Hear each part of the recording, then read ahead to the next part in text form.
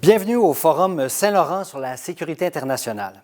Je suis Éric Desrosiers, journaliste en économie au quotidien Le Devoir, et j'ai le plaisir de m'entretenir dans cette grande entrevue avec l'économiste Gabriel Zucman. Gabriel Zucman est professeur d'économie à l'Université de Californie à Berkeley. Ses travaux portent notamment sur l'évolution des inégalités de richesse et le rôle qu'ont joué les politiques fiscales et les paradis fiscaux.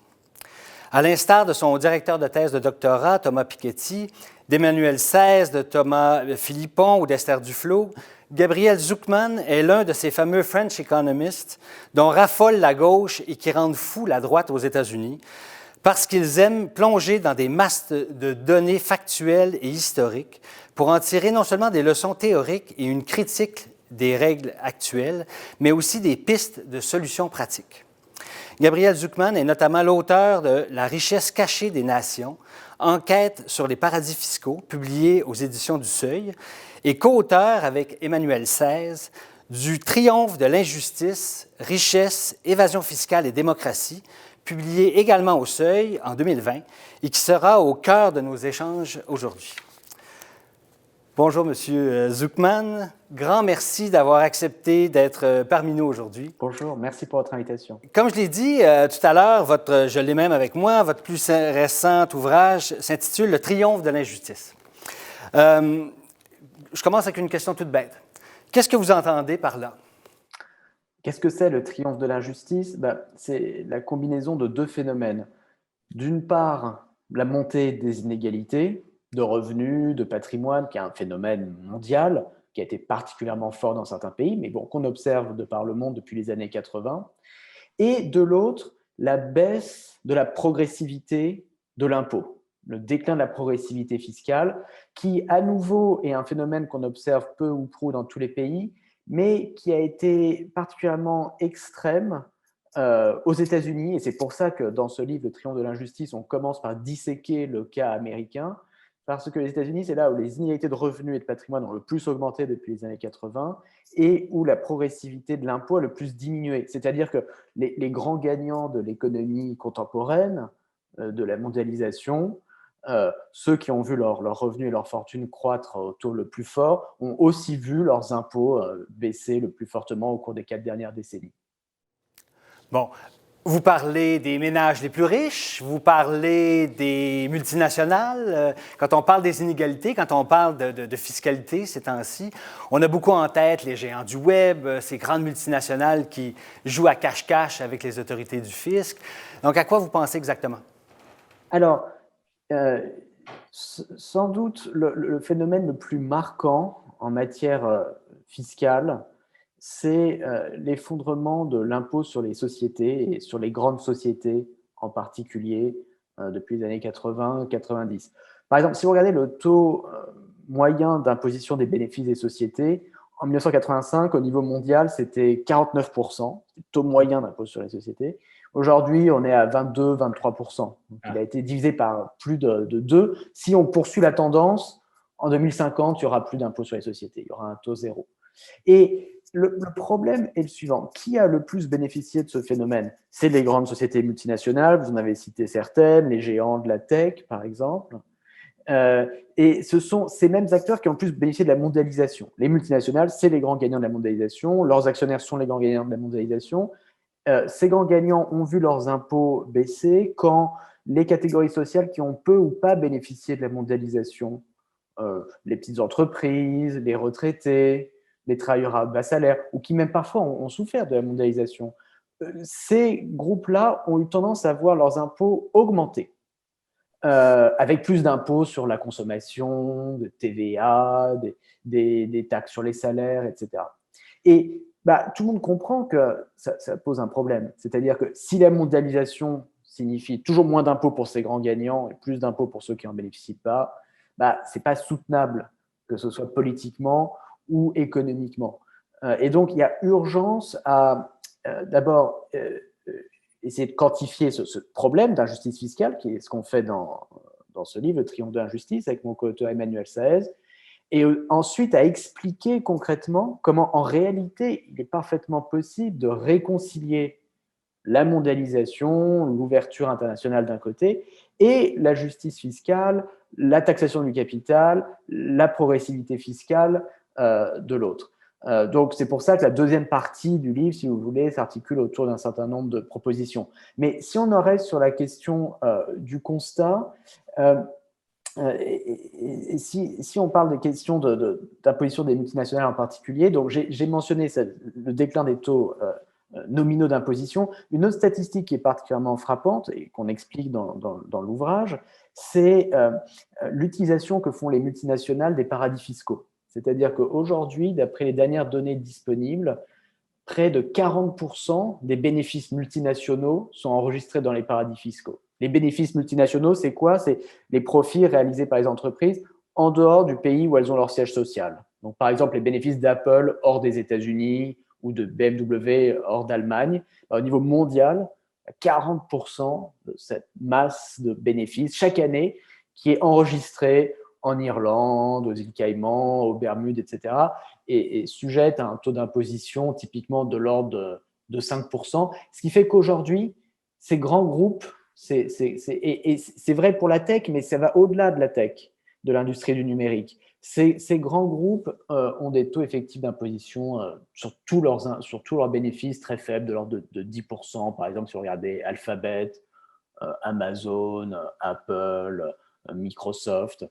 Donc là, on est arrivé, je crois, au bout d'une logique, c'est-à-dire que l'impôt sur les sociétés, en particulier sur les grandes sociétés, a quasiment disparu. Puis vous l'avez dit d'emblée, c'est dans un contexte de montée des inégalités. Peut-être un mot aussi là-dessus, parce qu'on en parle beaucoup de la montée des inégalités, notamment après, dans la foulée de la grande récession, la crise financière de 2007, 8, 9. Il y avait Occupy Wall Street, il y avait Nous sommes le 99%. Encore là, si vous aviez à décrire un peu, de quoi on parle en fait quand on parle de montée des inégalités? Alors, on connaît tous la montée du 1% des plus riches, des plus hauts revenus, c'est-à-dire que la part du revenu national qui est captée par les 1% des ménages avec les plus hauts revenus. Bon, le cas le plus frappant, encore une fois, c'est les États-Unis, où les 1% les plus riches, enfin les 1% des ménages avec les plus hauts revenus gagnaient environ 10% du revenu national américain en 1980, et aujourd'hui, ils gagnent 20% du revenu. Donc, ils ont doublé leur part du gâteau. Et dans le même temps, si vous regardez les classes populaires, les 50% du bas de la distribution, la moitié de la population, c'est exactement l'inverse qui s'est produit. Les 50% du bas gagnaient 20% du revenu national américain en 1980 et aujourd'hui à peine plus de 10%. Donc ces deux groupes ont échangé, si vous voulez, leur part du revenu national et aujourd'hui le 1%, qui est que 1% de la population, gagne au total 2 fois plus que les 50% du bas, qui est 50 fois plus large. 50 fois plus de personnes par définition. Donc ça, c'est vraiment frappant. L'autre chose que je mentionnerais, c'est que ces chiffres-là sont connus, effectivement, comme vous l'avez rappelé, depuis Occupy Wall Street, depuis la grande récession. Ils ont été popularisés à ce moment-là. Je pense qu'aujourd'hui, là, en 2021, ce qui est particulièrement frappant, c'est l'explosion des méga billionnaires, des méga milliardaires. Si vous regardez les classements de fortune, par exemple, qui sont établis par le magazine Forbes ou maintenant par Bloomberg, on voit que les 400 plus grandes fortunes américaines, en 2010, donc au moment d'Occupy Wall Street, où les questions d'inégalité étaient déjà très présentes dans le débat public, en 2010, ces 400 plus grandes fortunes américaines possédaient de l'ordre de 9% du PIB américain en richesse. Leur richesse représentait 9% du PIB américain. Et aujourd'hui, leur richesse représente 18% du PIB américain. Ça a été multiplié par 2. Et on voit maintenant, voilà, là, dans l'année du coronavirus, un certain nombre de milliardaires qui ont vu leur fortune augmenter de 50%, parfois doubler leur fortune.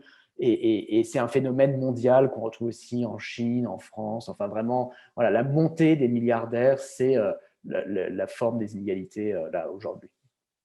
la plus frappante. Donc, est-ce que je vous résume bien?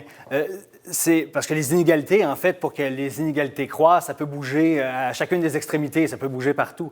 Ce qui s'est principalement produit, c'est ces ultra-riches, c'est ce 1% qui s'est envolé au cours des dernières années, alors que les autres amélioraient à peine leur sort, voire stagnaient. C'est ce qu'il faut voir. Oui, alors exactement. C'est-à-dire qu'il y a une croissance très forte des revenus et des patrimoines. Plus on monte dans l'échelle des revenus et des patrimoines, et de l'autre côté, une stagnation ou une quasi-stagnation des niveaux de vie pour les classes populaires. Donc, si on regarde par exemple le revenu moyen, voilà un chiffre qui est vraiment très frappant et perturbant. Si vous regardez le revenu moyen des classes populaires américaines, encore une fois, des 50% du bas de la distribution. En 1980, le revenu moyen des classes populaires, avant impôts et transferts publics, c'était 18 000 dollars par an par adulte, en dollars d'aujourd'hui. Ça, c'était en 1980. Et aujourd'hui, c'est à peu près 18 500 dollars par an par adulte. Donc, pour le dire autrement, pour la moitié de la population américaine, toutes ces classes populaires, il y a eu quasiment zéro croissance du revenu réel avant impôt, avant transfert, sur plus de 4 décennies maintenant. Et donc, c'est exactement l'inverse de la promesse qui avait été faite par Ronald Reagan en particulier et par d'autres au début des années 80, qui consistait à dire, écoutez, on va déréguler l'économie, on va baisser les impôts sur les plus riches, on va déréguler la finance, et tout ça va finir par profiter aux classes populaires. Et ça va peut-être mettre un peu de temps, mais in fine, voilà, moins d'impôts sur les plus riches, ça finit par profiter au reste de la population. Et donc, 4 décennies après cette grande promesse réganienne, on peut porter un bilan et on se rend compte que c'est exactement l'inverse qui s'est produit, c'est-à-dire que les niveaux de vie des classes populaires ont stagné et en revanche, il y a eu une vraie explosion des revenus et des patrimoines pour les très riches. Donc, cette grande expérimentation sociale qui s'est passée aux États-Unis dans sa forme la plus extrême et qui s'est passée dans d'autres pays, que parfois on appelle le néolibéralisme ou le fondamentalisme de marché, enfin il y a différentes façons de qualifier cette expérimentation, simplement c'est un échec. Et donc ce qu'on commence par faire dans ce livre, Le Triomphe de la justice, c'est tirer le constat de cet échec, montrer maintenant, avec 4 décennies de recul, on peut voir ce qui a marché, ce qui n'a pas marché. Et bon, ça a marché très bien pour les très riches, mais c'est tout. Mais donc, vous le dites vous-même, bon, votre livre porte principalement, part du cas américain. Bon, c'est clairement ce qu'on a observé aux États-Unis. Mais donc, le phénomène que vous venez de décrire, ça s'est aussi observé ailleurs. Tout à l'heure, vous parliez de revenus de marché par rapport aux revenus après transfert. Ça, c'est quelque chose qu'on va entendre souvent comme argument en disant, oui, OK, les marchés sont de plus en plus inégalitaires, mais attendez, halte là.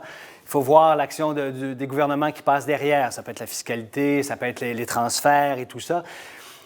Il y a le cas américain. Je ne sais pas, notre auditoire est principalement canadien. Est-ce que c'est ce qui s'observe aussi au Canada? Est-ce que c'est ce qui s'observe en Europe où on a toujours l'impression qu'il y a une meilleure répartition de la richesse? Oui, alors, il y a eu une montée des inégalités aussi au Canada, assez marquée, et en Europe également.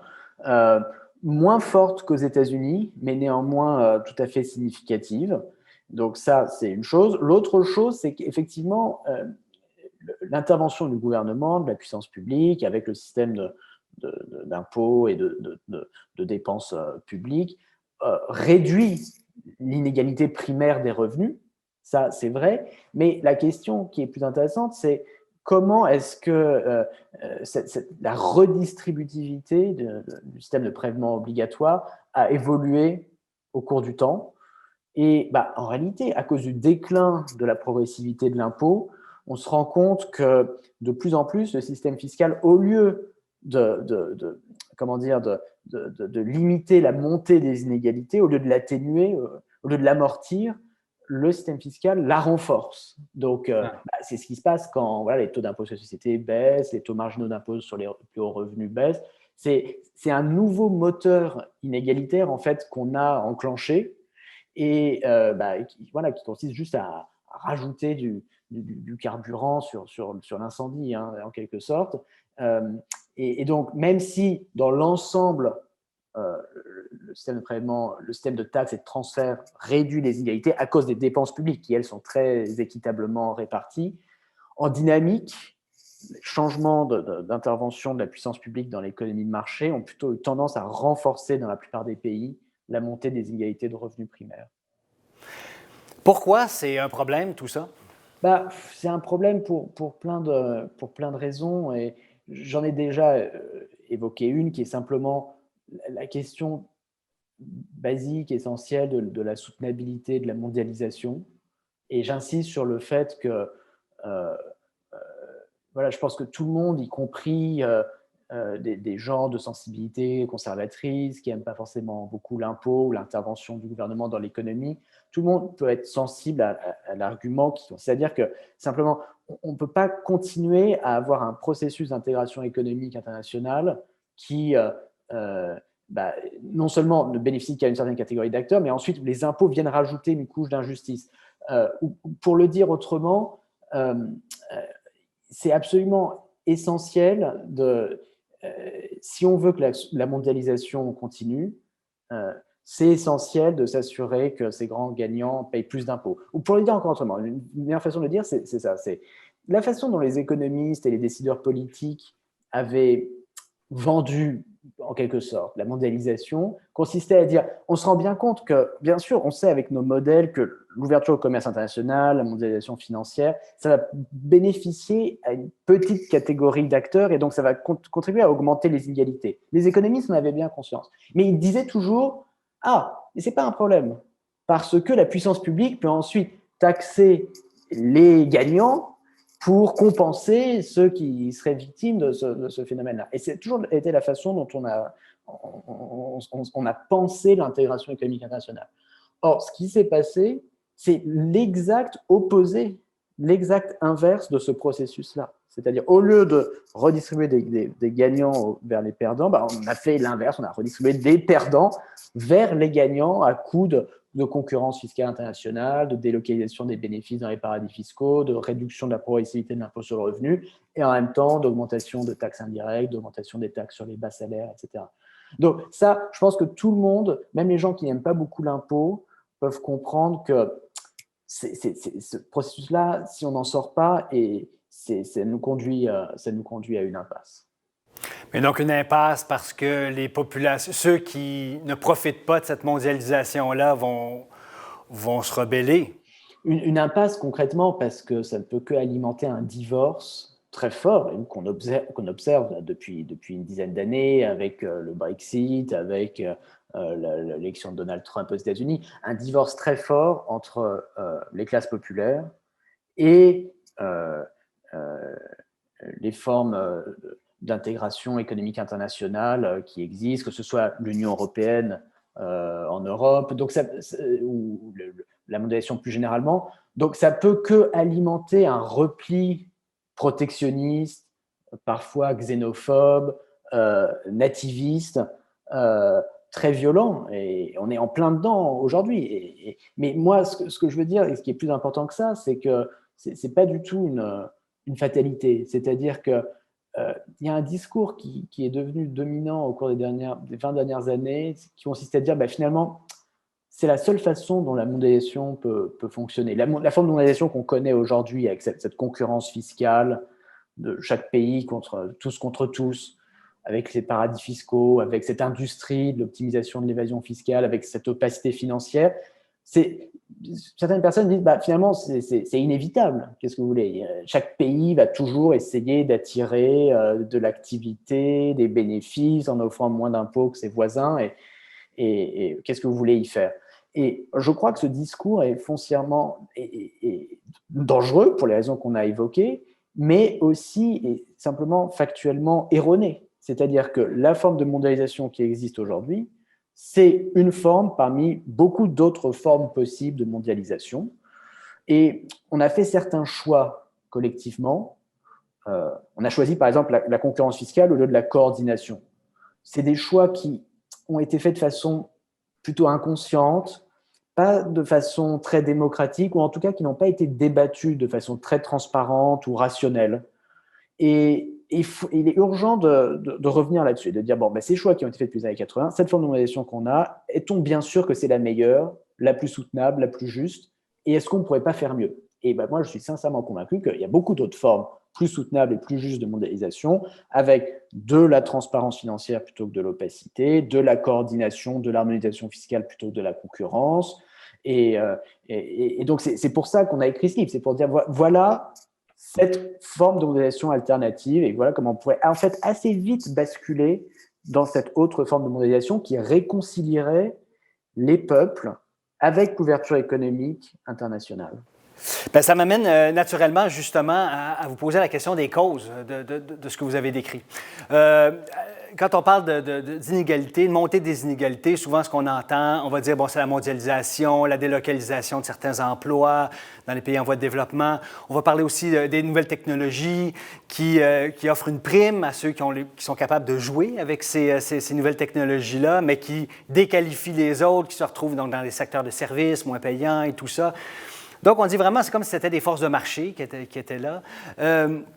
Vous, dans votre livre, vous écartez pas de la main ces facteurs-là, mais clairement, vous dites, écoutez, si vous voulez chercher un coupable, c'est pas de ce côté-là, à moins que je vous ai mal compris. Regardez plutôt du côté des politiques, des valeurs que ces politiques-là défendent. Vous l'avez déjà un peu touché tout à l'heure en parlant de la révolution réganienne. Dites-moi donc l'importance à la fois de ce programme politique-là et en fait des valeurs qui sous-tendent le rôle de l'État là, dans nos sociétés. Oui, bah, vous l'avez très bien résumé, c'est-à-dire que le commerce international, le progrès technologique, le numérique, tout ça, ça a peut-être contribué à une partie de la montée des inégalités, mais le fait qu'on observe des trajectoires différentes entre différents pays, avec une augmentation particulièrement forte des inégalités aux États-Unis, plus faible en Europe, suggère qu'en réalité, les politiques publiques nationales jouent un rôle prépondérant. Et les États-Unis, c'est le pays qui ont été le plus loin dans la mise en œuvre de politiques de... J'aime bien l'expression de fondamentalisme de marché, enfin de l'idée qu'on va organiser toute l'activité économique à base de marchés les plus parfaits possibles, les moins régulés, les moins taxés, et que c'est ça le moteur du progrès économique. Donc cette idéologie-là, effectivement, a triomphé à partir des années 1980 aux États-Unis, et il faut bien se rendre compte de l'ampleur de la transition, enfin de ce qui s'est passé, de l'ampleur de la révolution réganienne. C'est-à-dire que quand Reagan rentre à la Maison-Blanche en 1981, le taux marginal d'impôt sur les plus hauts revenus aux États-Unis est de 70%, ce qui à l'époque est le taux le plus élevé de tous les pays industrialisés, 70%. Et en 1986, progressivement, et puis ça culmine avec sa grande réforme fiscale de 1986, il ramène ce taux marginal supérieur d'imposition à 28%, ce qui à l'époque était le plus bas de tous les pays industrialisés. Donc en 5 ans, les États-Unis passent du taux le plus haut au taux le plus bas. 28%, c'est pas beaucoup. Et c'est à partir de là qu'on voit l'explosion des très hauts revenus, des très hauts patrimoines. Les États-Unis ne sont jamais sortis, en fait, de la politique fiscale réganienne. C'est-à-dire que là, en 86, le taux était de 28%. Aujourd'hui, il est de 37%. Et en gros, tout le débat fiscal aux États-Unis depuis Reagan a porté sur est-ce qu'il fallait un taux de 27 ou 32 ou 36, ou là même Joe Biden propose un taux de 39,6, mais on reste dans une bande assez étroite. Alors qu'en fait, historiquement, les États-Unis avaient été très loin dans la progressivité fiscale. Donc 70% en 1980, et dans les décennies d'après-guerre, le taux marginal supérieur d'imposition dépassait les 90%. Donc pendant la moitié du XXe siècle, de 1930 à 1980, en moyenne, le taux marginal d'imposition sur les plus hauts revenus était de plus de 80%. Même à un moment, il a quasiment été de 100%. Mais c'est un vrai taux, ça. C'est un taux effectif parce que souvent, la réponse qu'on donne à cet argument-là, c'est de dire « Ouais, mais laissez-vous pas tromper.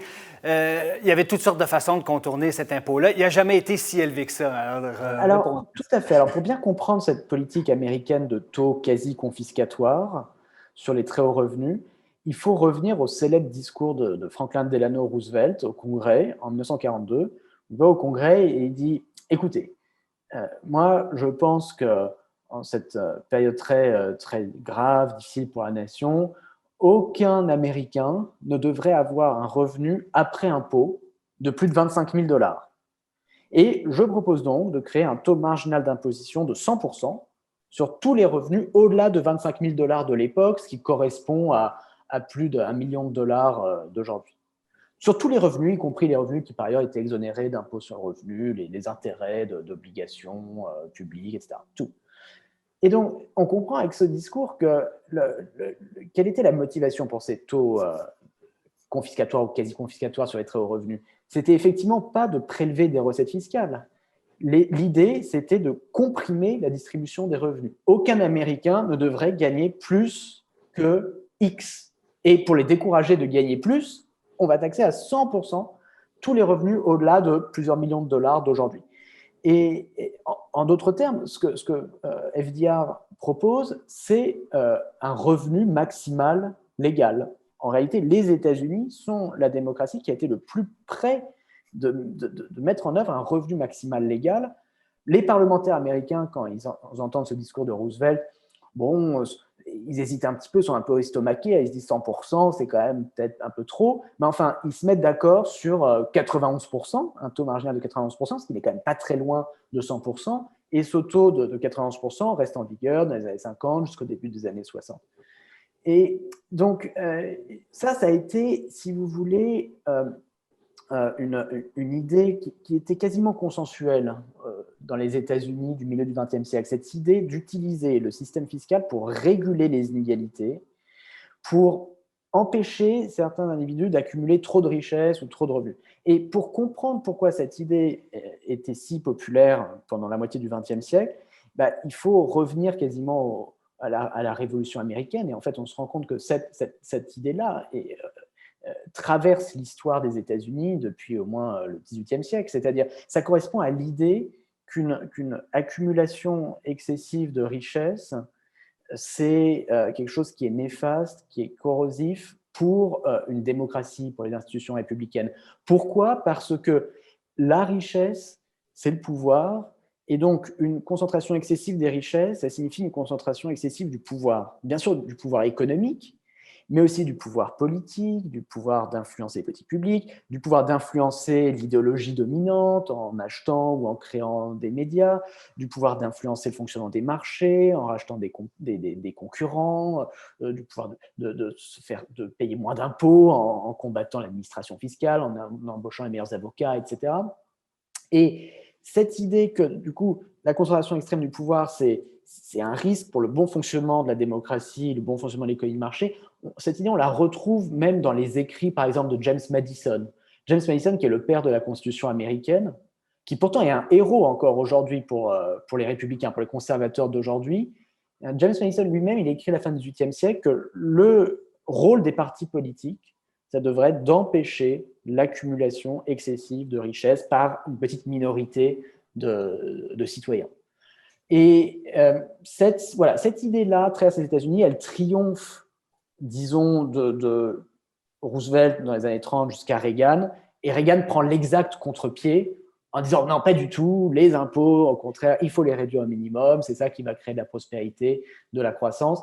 Et donc, pour en revenir à votre question, on voit une corrélation très forte entre le niveau de progressivité fiscale et le niveau d'inégalité. C'est-à-dire, pendant la moitié du XXe siècle, les années 30 aux années 80, où le système fiscal américain est extrêmement progressif, c'est là où les inégalités de revenus avant impôt sont les plus faibles, et encore plus après impôt. Mais même avant impôt, c'est là où les inégalités atteignent leur point bas historique.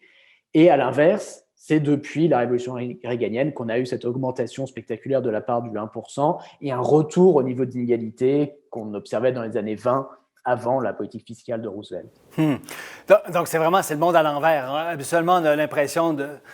C'est les États-Unis qui sont le pays phare du laisser-faire économique et de tout pour le gagnant et l'Europe qui résiste. En fait, puis on a même l'impression que c'est inscrit dans le code génétique américain. Ce que vous nous dites, c'est l'inverse. Longtemps, les États-Unis regardaient l'Europe, voyaient les accumulations de richesses, ils disaient ça, il faut éviter ça à tout prix. Puis donc, on le faisait. C'est ça, vous parliez donc de la Révolution américaine. Je pense aussi dans le cas de la guerre de sécession. En fait, là, il y a eu un premier choc des valeurs parce que quand il a fallu faire rabibocher le Nord et le Sud esclavagiste est extrêmement opposé à des taxes sur la richesse, par exemple.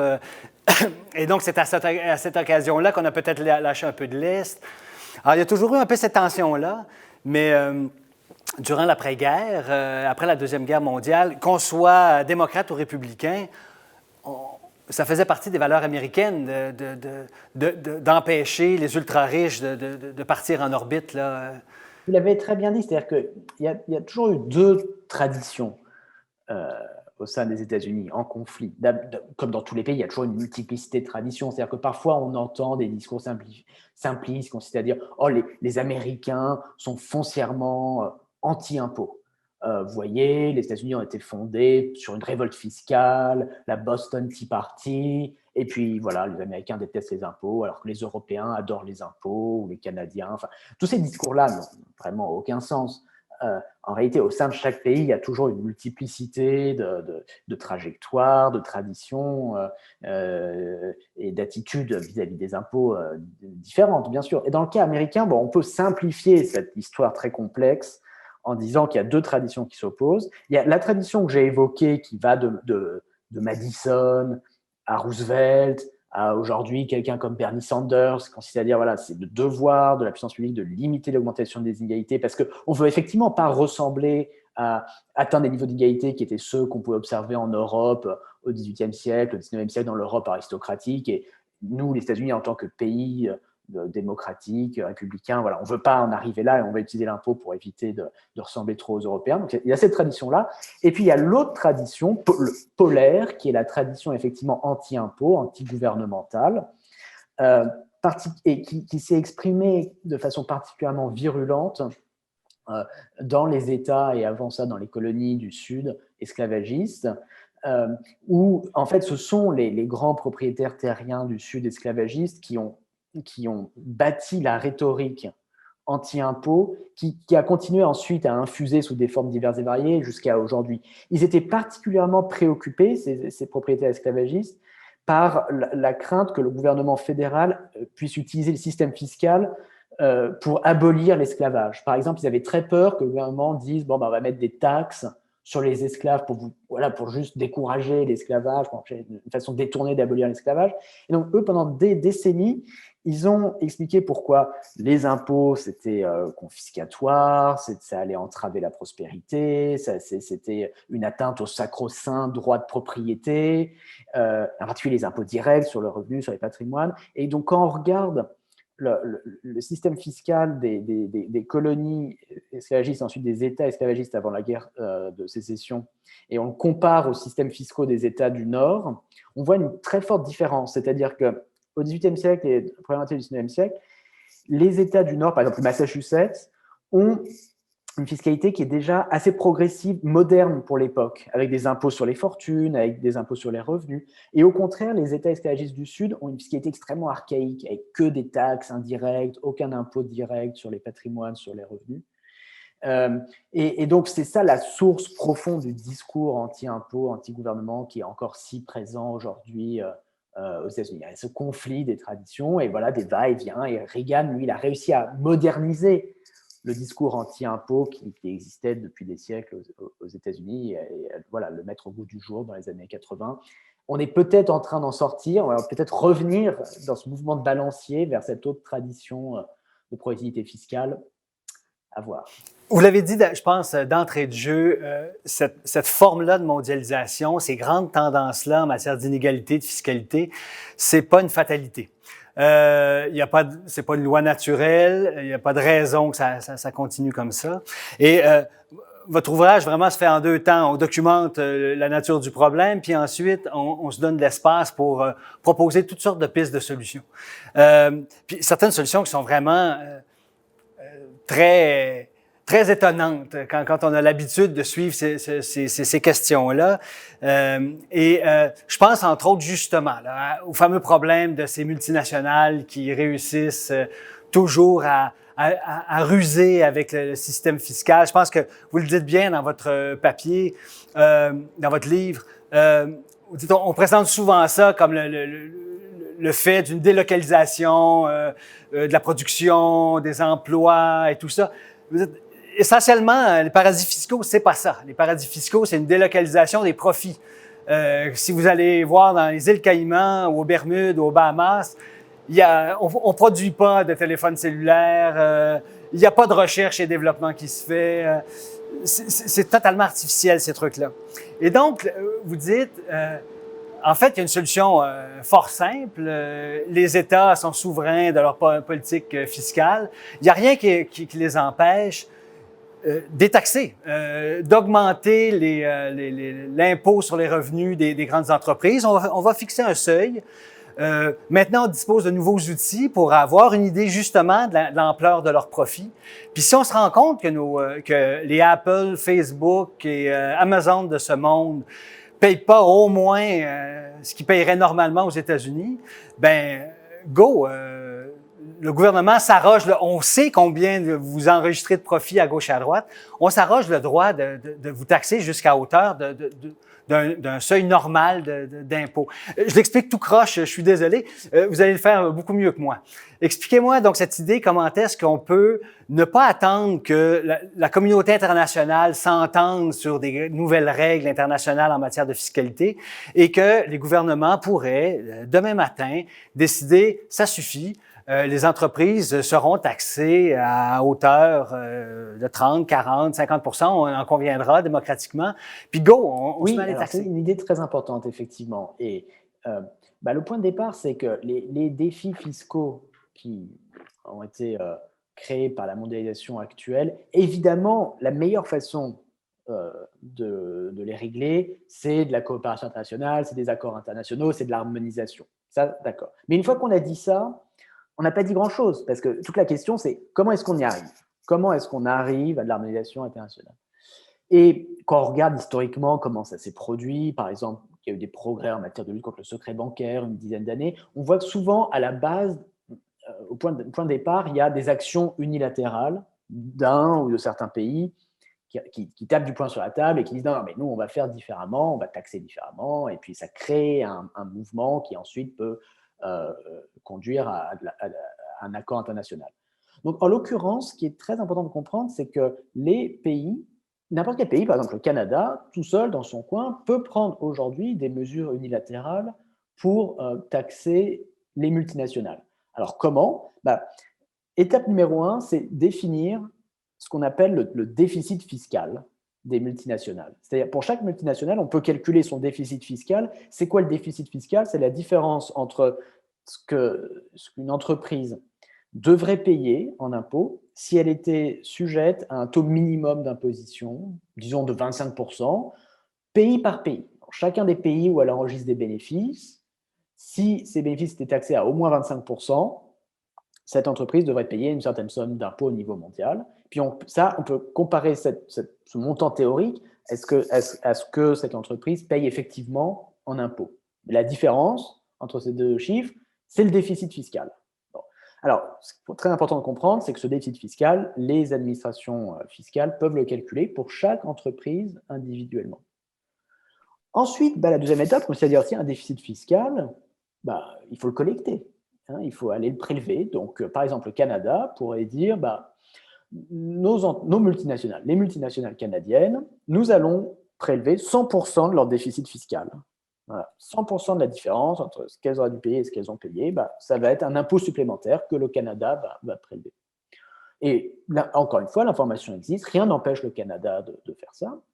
Et puis ensuite, on peut ajouter une troisième étape, c'est-à-dire, oui, mais quid des multinationales étrangères, par exemple des Google, des Apple, etc. Alors là, il faut que le Canada dise, on va prélever une partie de leur déficit fiscal. Quelle partie? On peut en discuter, mais ça peut être par exemple la partie correspondant à la fraction de leur chiffre d'affaires mondial qui est réalisée au Canada. Donc, si Apple fait 5% de ses ventes mondiales au Canada dirait on va prélever 5% du déficit fiscal mondial d'Apple. Tout ça est assez simple à mettre en œuvre. L'idée de base est vraiment simplissime, consiste à dire, aujourd'hui, il y a des pays qui choisissent de ne pas taxer les entreprises. Et donc, il y a de l'argent sur la table. Voilà, les Bermudes ont choisi un taux de 0%, l'Irlande offre des taux effectifs de 3, 4, 5%. C'est leur droit, hein, s'ils ne veulent pas taxer. Mais rien n'empêche les autres pays de dire, ces taxes que les paradis fiscaux ont choisi de ne pas prélever, nous allons les prélever. Et alors là, attention, parce que ça, c'est une proposition qui, bien que très simple, peut changer en profondeur la dynamique de la mondialisation. Pourquoi ? Parce qu'à partir du moment où le Canada ou d'autres pays se mettraient à prélever le déficit fiscal des multinationales, il y aurait plus grand intérêt pour ces multinationales elles-mêmes à enregistrer des bénéfices dans les paradis fiscaux. Parce que la moindre imposition dans les paradis fiscaux serait compensée par plus d'impositions au Canada ou dans les autres pays, qui joueraient ce rôle de percepteur fiscal de dernier ressort. Et donc, à partir de là, les paradis fiscaux eux-mêmes n'auraient plus vraiment intérêt à proposer de faibles taux d'imposition. Donc, on verrait l'Irlande, les Bermudes se mettre à augmenter leur taux d'imposition.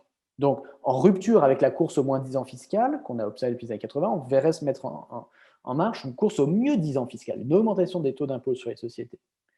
Et alors là, donc on verrait les taux augmenter. Alors évidemment, il resterait de la concurrence entre nations, entre pays, mais elle prendrait une forme différente. La forme de concurrence internationale qui a existé jusqu'à présent, c'est une forme très négative de concurrence, la concurrence fiscale, qui est inégalitaire. Et elle pourrait être remplacée par une forme de concurrence plus positive, où les pays essaieraient d'attirer des entreprises, non pas en leur offrant moins d'impôts, mais en ayant des meilleures infrastructures que leurs concurrents, une main-d'œuvre plus productive, donc un meilleur système éducatif, des meilleures universités, de la meilleure recherche. Donc, une forme de concurrence qui enrichirait, qui bénéficierait aux classes moyennes et aux classes populaires. Donc ça, c'est une façon très concrète de réconcilier la mondialisation avec les peuples. Et on voit comment une mesure qui a l'air très technique comme ça, collecter le déficit fiscal des multinationales, en réalité peut nous faire basculer assez vite dans une forme plus soutenable et plus juste de mondialisation. Bon, donc, on vient de régler le compte des multinationales. Occupons-nous maintenant des très, très riches.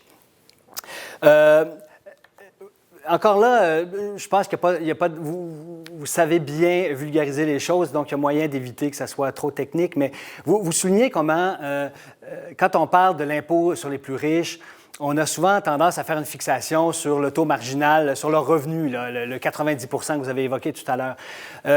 Mais c'est mal comprendre la nature des revenus des plus riches, surtout quand on appartient au 1 %, voire plus riche encore. Les revenus, ce n'est pas un salaire, évidemment. On se fait verser des dividendes, c'est des gains en capital et tout ça. En fait, donc, c'est plus des revenus comme des revenus de compagnie. Et donc, si on veut vraiment s'attaquer à cette richesse excessive-là, il ne faut pas faire trop une fixation sur l'impôt sur le revenu. Il faut s'assurer que les autres formes d'impôt soient à un niveau adéquat pour justement aller taxer ces plus riches. Je pense que vous dites, vous le résumez là, par la formule, à revenu égal, impôt égal, quelle que soit la nature des sources de revenus. Tout à fait. Alors, ce qui est très important de comprendre, c'est que pour les très, très riches, les milliardaires, concrètement, il y a encore autre chose que le 1 %. Les milliardaires, il y en a vraiment très peu, mais évidemment, ils sont extrêmement riches. Donc, pour les ultra-riches, c'est très simple d'avoir une immense fortune tout en ayant relativement peu de revenus imposables. Ou pour le dire autrement, de structurer ses activités de façon telle à ce que ces activités génèrent peu de revenus taxables. Un exemple simple, par exemple, aux États-Unis, ce serait, si vous prenez Jeff Bezos, Elon Musk, Mark Zuckerberg, Larry Page, Sergey Brin, Warren Buffett, c'est 6 des 10 plus riches personnes des États-Unis. Collectivement, ils possèdent 600, 700 milliards de dollars aujourd'hui. Mais leur revenu taxable est très, très faible. Pourquoi ? Parce que d'abord, ils se font payer un salaire modique, parfois zéro, ou parfois 100 000 $ par an, ce qui est faible par rapport au salaire des autres PDG américains. Donc, ils choisissent. Ils disent, moi, je ne veux pas me faire payer de salaire. Deuxièmement, ils ordonnent à leur compagnie, que ce soit Amazon, Facebook, Alphabet, etc., de ne pas distribuer de dividendes. Donc, toutes ces compagnies ne payent pas de dividendes. Et puis, troisièmement, ils réalisent peu de gains en capitaux parce qu'ils ne vendent pas leurs actions. Et donc, leur revenu taxable est très faible, parfois vraiment proche de zéro. Donc, c'est des gens qui ont centaines de milliards de fortune, très peu de revenus taxables, ce qui veut dire que même en ayant un taux marginal supérieur de 60% ou 90% ou 100%, bah, sur un revenu taxable très très faible, ça génère très peu de recettes fiscales. Donc, leur taux effectif est en fait extrêmement faible. C'est pour ça que la bonne façon de taxer les milliardaires, c'est avec un impôt directement sur la fortune. Pour le dire autrement, il y a deux types d'ultra-riches. Il y a des gens qui ont beaucoup de revenus relativement à leur fortune. Pour eux, l'impôt sur le revenu est le bon instrument. Puis il y a des gens qui ont peu de revenus relativement à leur fortune. Pour eux, il faut un impôt sur la fortune. Et l'impôt sur la fortune, sur les très très hautes fortunes, il n'est pas difficile à mettre en œuvre. D'abord, donc il justifie très bien, puis ensuite c'est assez simple à implémenter, c'est-à-dire que l'essentiel du patrimoine des milliardaires, c'est des actions de grandes sociétés cotées, ou c'est des portefeuilles diversifiés d'obligations, d'actions, des comptes en banque, etc., de l'immobilier, des actifs qui ont une valeur de marché très simple à observer et qu'on connaît seconde par seconde, minute par minute. Donc, ce serait assez simple d'avoir un impôt sur cette assiette-là. Et voilà, ces propositions maintenant d'impôt sur la fortune commencent à être entendues. Au Canada, il y a un débat, aux États-Unis, de par le monde. Et je pense que là, il y a un vrai potentiel pour restaurer un peu de justice fiscale. Bien, vous me tendez la perche de trop belle façon. Alors, parlons justement de ce nouveau gouvernement qui est à Washington. Bon, au moment où on se parle, l'actualité avance au fur et à mesure, là. Donc, on se parle à peu près une semaine avant la diffusion de l'entrevue.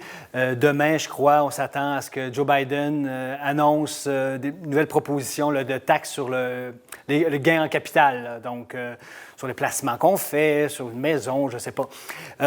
Donc, ça avance au fur et à mesure. Moi, ce qui m'a frappé en vous lisant et en lisant mon journal, c'est que j'avais vraiment l'impression qu'on vous lisait à Washington. Encore là, je pense que je suis mieux de vous laisser me présenter vous-même ce que vous avez compris des positions annoncées jusqu'à présent par Joe Biden ou Janet Yellen. Mais j'en cite comme ça. Bon, évidemment, on a parlé d'effacer une partie des baisses d'impôts sur les revenus des plus riches, puis effacer une partie des baisses d'impôts sur les profits des entreprises. Ça, c'était la première étape. Mais on a aussi parlé d'un taux minimum d'impôt sur les grandes entreprises. À la dernière réunion là, du G20, je pense que l'horizon qu'on s'est donné, c'est d'ici le mois de juillet. Puis là, donc, on parle d'augmenter la taxe sur le capital. Donc, encore là, c'est taxé, c'est le patrimoine réalisé. Avez-vous l'impression qu'il y a...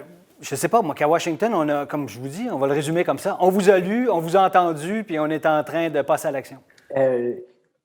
Oui, en partie, pas complètement, mais sur certains points essentiels, je crois qu'il y a eu une évolution profonde dans l'élite politique américaine, dans la façon dont elle réfléchit aux impôts.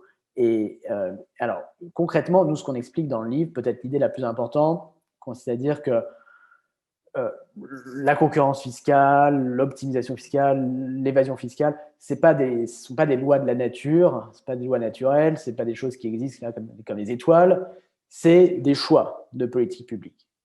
Et on peut faire d'autres choix, et en particulier, il n'y a aucune raison d'accepter la concurrence fiscale. Au lieu de la concurrence, on peut s'organiser différemment. Et pour la première fois, c'est vrai, en mars, avril 2021, on a entendu au plus haut niveau l'exécutif américain, donc Janet Yellen, la secrétaire au Trésor américain, dire exactement ça. Dire, écoutez, nous maintenant, on n'accepte plus la concurrence fiscale. On va changer les règles du jeu. Et personne n'avait dit ça. Avant, c'était le discours dominant, mais même par toutes les administrations démocrates avant, consistait à dire, vous comprenez, il faut qu'on s'adapte, la mondialisation, les pays baissent leurs taux, donc il faut qu'on baisse nos taux. Les industries numériques délocalisent leurs brevets, leur capital matériel aux Bermudes, donc il faut leur donner des incitations pour qu'elles le ramènent aux États-Unis, donc aussi baisser leurs taux. Par exemple, l'administration Obama, voulait baisser le taux d'impôt sur les sociétés aux États-Unis, avait dit, oh, le taux de 35%, on aimerait le baisser à 28, peut-être même 25%, pour être compétitif. Notre taux est trop haut, il faut le baisser pour être compétitif. Et là, pour la première fois, discours différent. Attention, non, maintenant, on refuse le jeu de la concurrence fiscale, et ce qu'on va faire, le projet de Janet Yellen, c'est exactement le projet qui a été décrit, c'est vrai, dans notre livre Le Triomphe de l'injustice, consiste à dire les États-Unis vont policer leur propre multinationale, collecter leur déficit fiscal, 100% du déficit fiscal des multinationales. Dans notre livre, on proposait un taux de 25%. Là, dans les projets d'administration américaine, c'est un taux de 21%. Bon, 25, ce serait mieux, mais enfin 21, c'est pas très loin. Et donc l'idée, c'est si une société américaine enregistre des profits, je ne sais pas, en Irlande, ils sont taxés à 5% en Irlande, les États-Unis vont prélever les 16% manquants pour arriver à 21%. Exactement comme on l'avait décrit dans notre livre. Et ce qui est encore plus important que ça, l'administration américaine, très récemment, a dit maintenant, nous, on va se battre pour avoir un accord international pour que les autres pays fassent la même chose.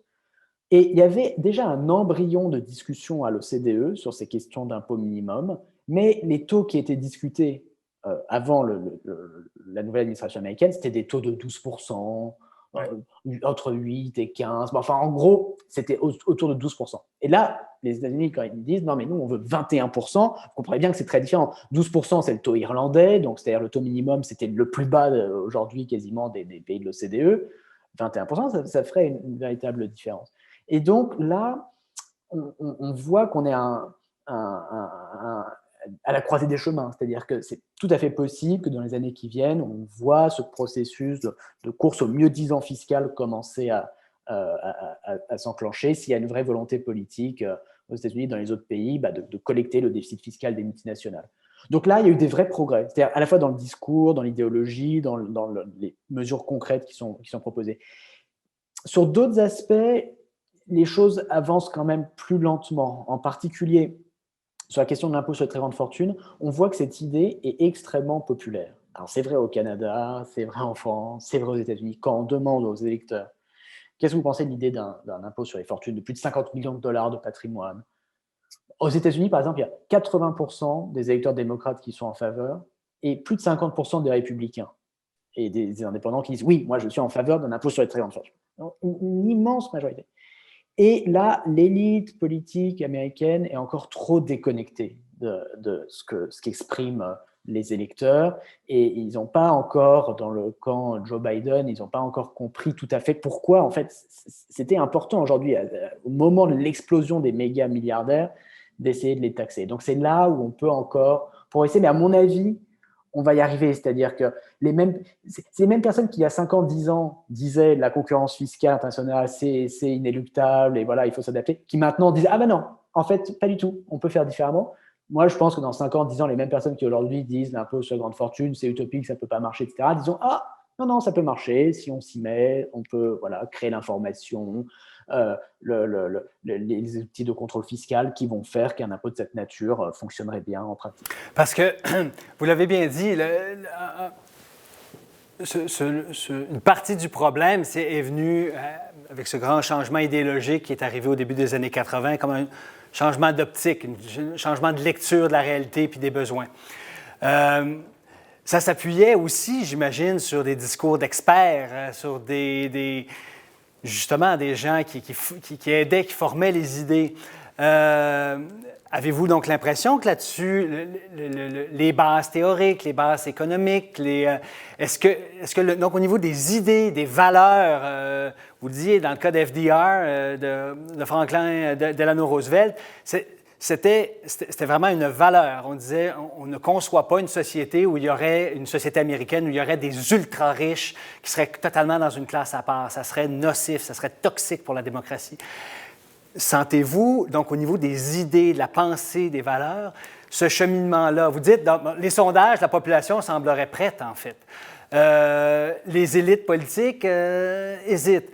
Vous, les experts, est-ce que vous faites votre boulot de ce point de vue-là? Est-ce que vous offrez les arguments économiques, théoriques à ces leaders politiques? Oui, c'est ce que j'essaie de faire dans mes recherches, ce qu'on a essayé de vulgariser, de résumer de façon la plus simple, la plus claire possible dans ce livre, Le Triomphe de l'injustice. Donc, Oui, je pense qu'il y a un renouvellement conceptuel, intellectuel, un vrai ferment intellectuel, même dans la profession des économistes, où évidemment les gens ont des opinions différentes, mais enfin, je crois qu'il y a une évolution. J'ai évoqué, oui, les sondages d'opinion où on voit la demande très forte pour plus de progressivité fiscale, plus de justice fiscale, plus de justice sociale, climatique. C'est des préoccupations numéro un maintenant dans la société américaine, pour toutes les jeunes générations, ça, à l'évidence. On voit un début d'évolution politique, comme je le disais, sur la question de l'impôt sur les sociétés. Donc, tout ça, moi, me rend en réalité, assez optimiste. Alors, certes, je pense qu'il va y avoir des vrais progrès dans les années à venir. Alors, c'est vrai que qu'est-ce qui me rend plus inquiet, c'est les vrais problèmes de la démocratie américaine, les phénomènes de capture des élites politiques par les intérêts privés, les phénomènes de lobbying, de revolving door, le poids démesuré de l'argent dans les élections, dans la politique américaine. Donc, c'est vrai que tant qu'il n'y a pas, il y a un besoin fondamental de réforme des institutions et des processus démocratiques. Et il y a un petit risque qu'en l'absence de telles réformes, il faille encore attendre 5 ans, 10 ans, 20 ans, 30 ans, quelques décennies avant d'arriver au tournant que j'appelle de mes voeux. Et je ne crois pas qu'on puisse se permettre d'attendre si longtemps. C'est ça le problème. C'est-à-dire que je pense que la crise, le désamour, le divorce entre, comme je disais au début, les classes populaires et les élites politiques et les formes actuelles d'intégration économique internationale est tellement fort que ce serait une grande erreur que de se dire qu'on a encore 10-20 ans. Je pense que là, il y a un besoin d'un électrochoc. Mais je suis assez optimiste. On y arrive. Puis, est-ce qu'il n'est pas important aussi de lier ça, donc ces recettes fiscales-là, cette plus grande redistribution fiscale, avec ce qu'on ferait avec ces recettes fiscales-là? Les experts, d'autres experts dans le secteur des inégalités nous disent souvent que la fiscalité, typiquement, assure à peu près le tiers du repartage de la richesse, alors que les 2 tiers viendraient plutôt des transferts, des politiques universelles en éducation, en santé et autres. Encore là, on peut s'amuser à voir là, tous les chantiers qui ont été lancés par la nouvelle administration Biden aux États-Unis en termes d'infrastructure. Mais cette semaine, je pense qu'on parlait même de services de garde. Est-ce que, parce qu'il faut choisir ses combats, dans votre ouvrage, vous n'arrêtez pas beaucoup là-dessus. Vous ne penchez pas beaucoup sur qu'est-ce que ces recettes fiscales-là nous permettraient de faire, notamment en termes de réduction des inégalités, de mobilité sociale et tout ça. Est-ce que dans le débat, c'est un mariage obligé, il faut amener les 2 choses en même temps? Le but, ce n'est pas juste d'appauvrir les plus riches, c'est de se donner des moyens collectivement pour tous mieux se porter. Oui, non, mais vous avez parfaitement raison. Enfin, je pense que la fiscalité a ces 2 objectifs. Pour l'essentiel, le système fiscal, c'est prélever des recettes pour financer les services publics et les biens publics qui sont essentiels au développement économique, l'éducation pour tous, de la petite enfance jusqu'à l'université, la santé pour tous, la retraite pour toutes les personnes âgées. Et c'est vrai que les États-Unis sont quand même très en retard dans la construction d'un État social moderne, avec un accès extrêmement inégalitaire à l'enseignement supérieur, pas de crèche, pas de service public pour la petite enfance, avec un accès limité à la santé pour des dizaines de millions d'Américains qui n'ont pas d'assurance. Donc là, il y a un vrai besoin, dans le contexte américain, de générer plus de recettes fiscales pour combler les lacunes béantes de l'État social américain. Donc ça, c'est parfaitement exact. On en parlait un peu à la fin de notre ouvrage.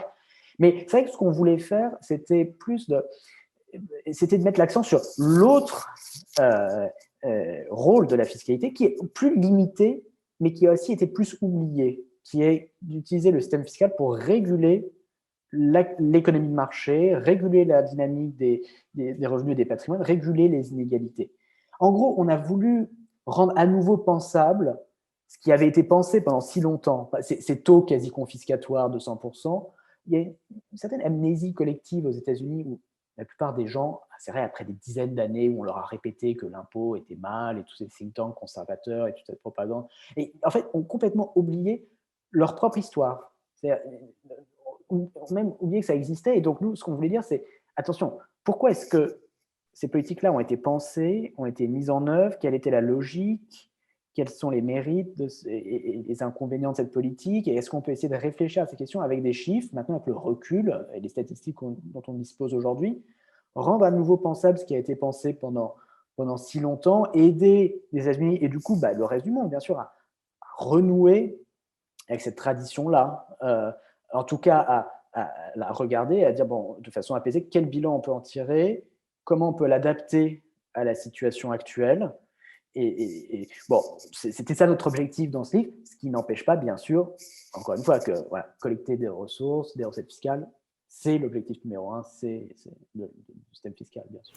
Vous adressez à un public d'universitaires qui aime se poser des questions, qui aime entendre des gens se poser des questions puis nous rapporter ce qu'ils ont trouvé ou pas trouvé. Ça aussi, ça peut nous servir de leçon. Qu'est-ce qui vous occupe dans les questions qui vous intéressent? Où est-ce que vous avez l'impression qu'il y a les plus grandes zones d'ombre?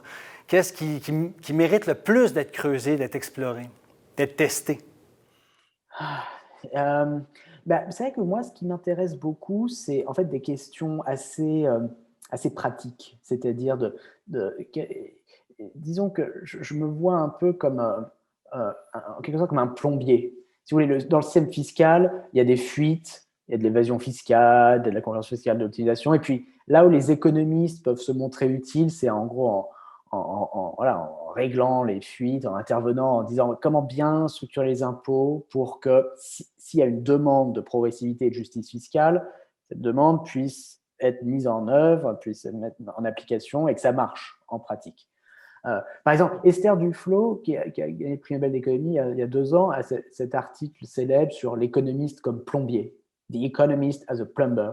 Et moi, ça me parle, c'est vraiment comme ça que je conçois en tout cas une partie de mes recherches. Et donc, en ce moment, je m'intéresse à quels sont les instruments qui existent. Donc, il y a l'impôt sur la fortune, mais on pourrait aussi taxer les fortunes des grandes entreprises, par exemple.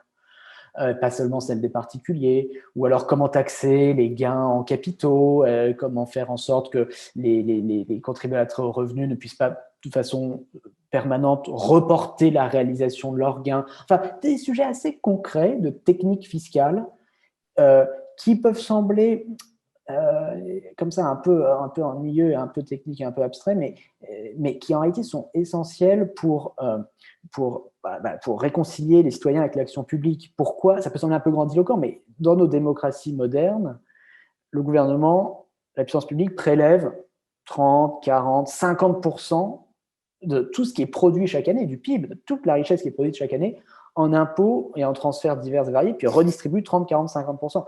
C'est quand même une prouesse. Hein, ça existe que depuis quelques décennies. C'est un changement fondamental dans la façon dont les sociétés humaines s'organisent.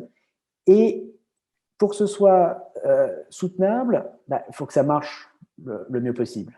Et donc, moi, c'est ça qui m'intéresse. Comment on améliore l'état social, le système de redistribution fiscale, qui est maintenant au cœur des modèles sociaux de nos démocraties contemporaines. Je vous ai présenté tout à l'heure, en début d'entretien, comme un de ces French economists dont se sont entichés les Américains. J'étais distrait, je n'ai pas regardé si vous aviez tiqué d'agacement. Si on le dit, c'est parce que ça en est un peu comique que les Américains, on les lit souvent en disant, un autre de ces économistes français qui nous stimulent, qui nous titillent, qui nous font réfléchir. Vous avez tout à l'heure encore cité Esther Duflo. C'est un hasard, c'est comme ça, où il y a quelque chose dans l'eau, dans les écoles d'économie en France qui font que vous vous posez des questions différemment, vous regardez les choses, vous arrivez à des conclusions différentes.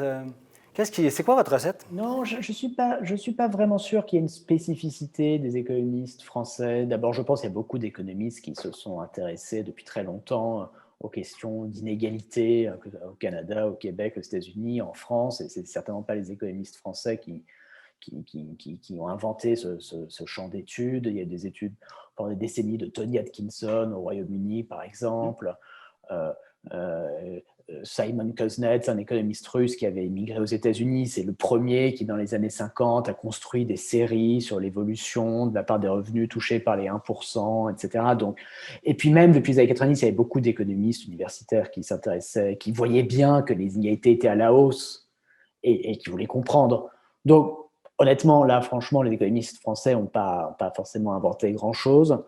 Disons que la chose qui pourrait nous caractériser, en tout cas caractériser certains d'entre nous, c'est de s'inscrire dans une certaine tradition intellectuelle où le but de l'économie et des sciences sociales en général, c'est pas simplement d'étudier l'économie ou la société parce qu'elles existent comme les étoiles dans le ciel, mais c'est plus d'essayer de contribuer à une amélioration concrète des politiques publiques. Voilà, donc ça, j'ai cité Esther Duflo, mais c'est une longue tradition dans laquelle on s'inscrit, certains d'entre nous, et donc ce qui implique aussi de sortir un peu de sa tour d'ivoire, de temps en temps d'écrire des ouvrages grand public, de participer au débat de la cité, ce qui du coup ensuite donne une visibilité à ces travaux que d'autres chercheurs qui sont dans une autre tradition intellectuelle auraient moins, parce que pour eux, contribuer au changement, à l'amélioration des politiques publiques, c'est moins une préoccupation centrale du point de vue intellectuel. Donc c'est ça, disons, je dirais, peut-être notre spécificité. En tout cas, c'était vraiment un très, très grand plaisir d'avoir la chance de s'entretenir avec vous, M. Zucman. Grand merci. Je répète aux auditeurs, allez lire ce livre qu'il a écrit avec Emmanuel XVI. Les autres choses qu'ils font, on en discutait tout à l'heure, vous produisez à 100 000 à l'heure, il y a des articles tout pleins, on vous trouve dans les journaux et tout, donc il suffit de vous googler, on vous trouve rapidement. C'était un grand plaisir, donc mille merci.